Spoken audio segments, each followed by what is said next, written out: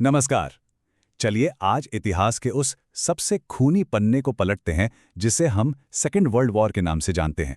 ये सिर्फ एक लड़ाई नहीं थी, ये एक ऐसी तबाही थी जिसने दुनिया का नक्शा ही बदल कर रख दिया। और हाँ, कॉम्पिटिटिव एग्जाम्स के लिए ये टॉपिक बहुत बहुत ज़रूरी है। इससे सवाल बनते ही बनते हैं। तो चलिए इसके हर पहलू को बिल्कुल आसानी से समझते हैं। 7 करोड़। सोचिए जरा, ये सिर्फ एक नंबर नहीं है, ये 7 करोड़ इंसानी जिंदगियों की कहानी है जो इस महायुद्ध में खत्म हो गई।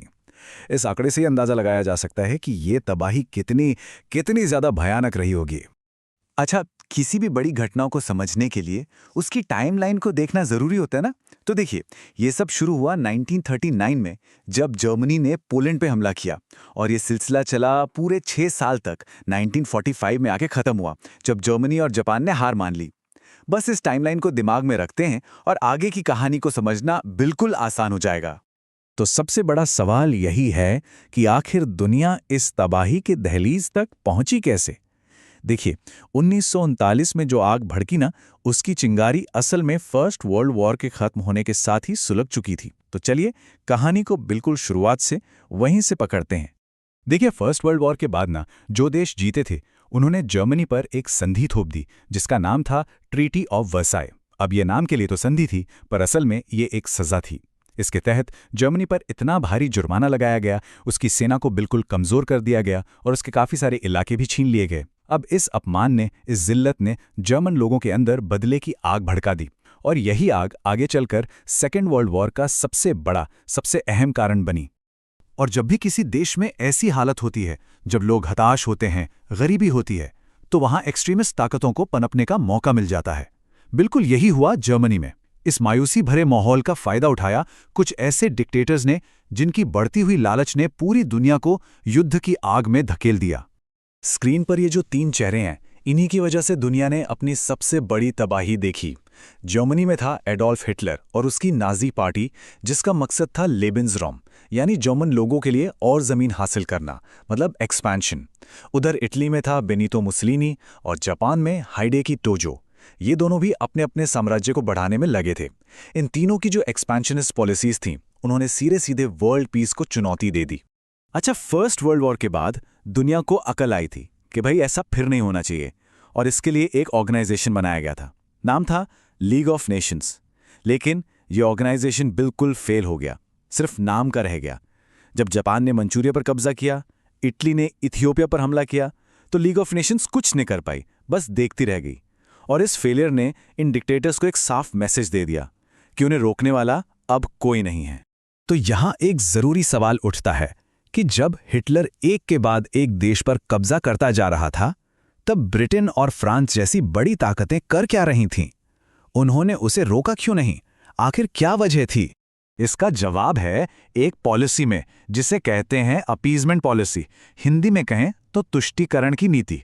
हुआ ये कि ब्रिटेन और फ्रांस एक और वर्ल्ड वॉर से इतना डर गए थे कि उन्होंने सोचा कि चलो हिटलर की छोटी मोटी मांगे मान लेते हैं। उन्हें लगा कि शायद थोड़ा बहुत देकर हिटलर शांत हो जाएगा और एक बड़ा युद्ध टल जाएगा। लेकिन जैसा कि हम जानते हैं, ये उनकी सबसे बड़ी गलती साबित हुई। पर हुआ क्या? बिल्कुल उल्टा। हिटलर ने इस पॉलिसी को शांति की कोशिश नहीं समझा, उसने इसे उनकी कमजोरी समझा। हर बार जब उसकी बात मानी जाती, उसका हौसला और बढ़ जाता। उसे लगा कि ये तो डरते हैं, और बस वो अपने खतरनाक इरादों को पूरा करने के लिए और भी अग्रेसिव हो गया। तो अब तक सिचुएशन ये थी कि सारे डिप्लोमेटिक रास्ते बंद हो चुके थे। अपीजमेंट पॉलिसी बुरी तरह फेल हो चुकी थी। दुनिया अब एक ऐसे मोड़ पर आ खड़ी थी जहां से पीछे लौटना लगभग नामुमकिन था। अब चलिए देखते हैं इस युद्ध के वो फैसलाकून मोड़, वो टर्निंग पॉइंट्स जिन्होंने इसका पूरा का पूरा रुख ही बदल दिया। और फिर 1 सितंबर 1939, ये तारीख इतिहास में दर्ज हो गई। इस दिन आखिरकार वो चिंगारी भड़क गई। जर्मनी ने पोलैंड पर हमला कर दिया। ये आखिरी कदम था। इसके बाद ब्रिटेन और फ्रांस के पास कोई चारा नहीं बचा और उन्होंने जर्मनी के खिलाफ युद्ध का ऐलान कर दिया। और बस इसी के साथ ऑफिशियली सेकेंड वर्ल्ड वॉर शुरू हो गया। इस युद्ध में अब तक अमेरिका शामिल नहीं था, वो दूर रहने की कोशिश कर रहा था। लेकिन 7 दिसंबर 1941, इस दिन जापान ने एक बहुत बड़ी गलती कर दी। उसने अमेरिका के नेवल बेस पर्ल हार्बर पर बिना चेतावनी के हमला कर दिया। इस एक हमले ने सोए हुए शेर को जगा दिया, अमेरिका सीधे युद्ध में कूद पड़ा और अब ये लड़ाई सच में एक वर्ल्ड वॉर बन चुकी थी। हिटलर, जो अब तक जीत के नशे में चूर था, उसने शायद अपनी लाइफ की सबसे बड़ी स्ट्रेटेजिक गलती एक ब्लेंडर कर दिया। उसने सोवियत संघ पर हमला कर दिया। इस मिशन का नाम था ऑपरेशन बारबरोसा। इस हमले ने एक इतना बड़ा ईस्टर्न फ्रंट खोल दिया जहां जर्मनी की सेना बुरी तरह फंसकर रह गई, और कह सकते हैं कि यहीं से हिटलर की हार की उल्टी गिनती शुरू हो गई। और फिर आई 6 जून 1944 की तारीख। इसे डी डे के नाम से जाना जाता है। इस दिन एलाइड फोर्सेस ने, यानी अमेरिका, ब्रिटेन और उनके साथियों ने फ्रांस के नॉर्मंडी कोस्ट पर समंदर के रास्ते से इतिहास का सबसे बड़ा मिलिट्री अटैक किया। इस हमले ने जर्मनी के लिए एक वेस्टर्न फ्रंट भी खोल दिया, और यह हमला यूरोप में नाजी राज के ताबूत में आखिरी कील साबित हुआ। अच्छा, अब जब पूरी दुनिया इस जंग की आग में जल रही थी, उस वक्त हमारे देश भारत में क्या हो रहा था? यहां भी एक लड़ाई चल रही थी, आज़ादी की लड़ाई। हम उस वक्त ब्रिटिश हुकूमत के गुलाम थे, और हमारे फ्रीडम फाइटर्स ने इस वर्ल्ड वॉर को अपनी आज़ादी हासिल करने का एक मौका समझा। तुम मुझे खून दो, मैं तुम्हें आज़ादी दूंगा। ये नारा, ये आवाज़ आज भी हमारे अंदर जोश भर देती है ना? ये आवाज़ थी नेताजी सुभाष चंद्र बोस की। उनका साफ मानना था कि आज़ादी भीख में नहीं मिलती, उसे छीनना पड़ता है। और इसके लिए उन्होंने दुश्मन का दुश्मन दोस्त होता है की नीति पर चलने का फैसला किया।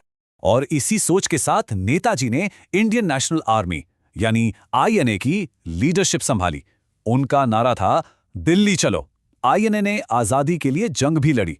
भले ही वो उस वक्त दिल्ली तक नहीं पहुंच पाए, लेकिन युद्ध के बाद जब रेड फोर्ट में आईएनए के सोल्जर्स पर मुकदमा चलाया गया, तो पूरे देश में देशभक्ति की ऐसी लहर उठी, ऐसी लहर जिसने अंग्रेजों की हुकूमत की नींव हिलाकर रख दी। लेकिन इस युद्ध का एक बहुत ही दर्दनाक पहलू भारत के लिए भी था। 1943 में बंगाल में एक भयानक अकाल पड़ा, फैमीन, जिसमें लगभग 30 लाख लोगों की भूख से मौत हो गई। और इसका एक बहुत बड़ा कारण ब्रिटिश सरकार की वॉर टाइम पॉलिसीज थीं, जिन्होंने युद्ध के नाम पर बंगाल का सारा अनाज जब्त कर लिया था। ये घटना बताती है कि भले ही हम आज़ादी के लिए लड़ रहे थे, पर इस विश्व युद्ध की एक बहुत भारी कीमत भारत ने भी चुकाई। तो चलिए अब इस कहानी के आखिरी पड़ाव पर आते हैं, युद्ध का अंत। 6 साल तक चली इस तबाही के बाद जब बंदूकें शांत हुईं, तो पुरानी दुनिया खत्म हो चुकी थी। इस विनाश की राख से एक बिल्कुल नई दुनिया का जन्म हुआ, जिसके रूल्स भी नए थे और प्लेयर्स भी नए थे। युद्ध का अंत मुख्य रूप से 3 बड़ी घटनाओं से जुड़ा है। सबसे पहले 1945 में हिटलर की मौत हुई और जर्मनी ने सरेंडर कर दिया। इसके बाद अगस्त में अमेरिका ने जापान के 2 शहरों हिरोशिमा और नागासाकी पर हिस्ट्री में पहली और आखिरी बार एटॉमिक बॉम्ब का इस्तेमाल किया। इस बेइंतहा तबाही के बाद 2 सितंबर 1945 को जापान ने भी हथियार डाल दिए, और इसी के साथ इस महायुद्ध का अंत हुआ। ये स्लाइड बहुत अच्छे से समझाती है कि दुनिया 1939 के पहले क्या थी और 1945 के बाद क्या बन गई। देखिए, पहले थी एक कमजोर सी लीग ऑफ नेशंस, जिसकी जगह अब ली एक मजबूत संस्था यूनाइटेड नेशंस ने, यानी यूएन ने। जो बड़े बड़े यूरोपियन एम्पायर्स थे, उनका जमाना अब जा रहा था, यानी डीकोलोनाइजेशन शुरू हो रहा था, और भारत जैसे देश आज़ाद हो रहे थे। और सबसे बड़ा बदलाव, दुनिया अब मल्टी पावर नहीं रही थी। अब आमने सामने थे 2 सुपर पावर्स, अमेरिका और यूएसएसआर, और इन्हीं दोनों के बीच शुरू हुआ द कोल्ड वॉर। चलिए अब आते हैं एग्जाम के लिए एक जरूरी रिवीजन ट्रिक पर। सब कुछ याद रखने के लिए बस एक शब्द याद रखिए, VDAIC। इससे सारे कारण और परिणाम याद हो जाएंगे। V से वर्साइज ट्रीटी, D से डिक्टेटर्स, E से इकोनॉमिक डिप्रेशन, A से अपीजमेंट पॉलिसी, I से इमीडिएट कॉज यानी पोलैंड पर हमला, और C से कॉन्सिक्वेंसेस यानी युद्ध के बाद के परिणाम। बहुत आसान है, इससे सब कुछ एक साथ याद रहेगा।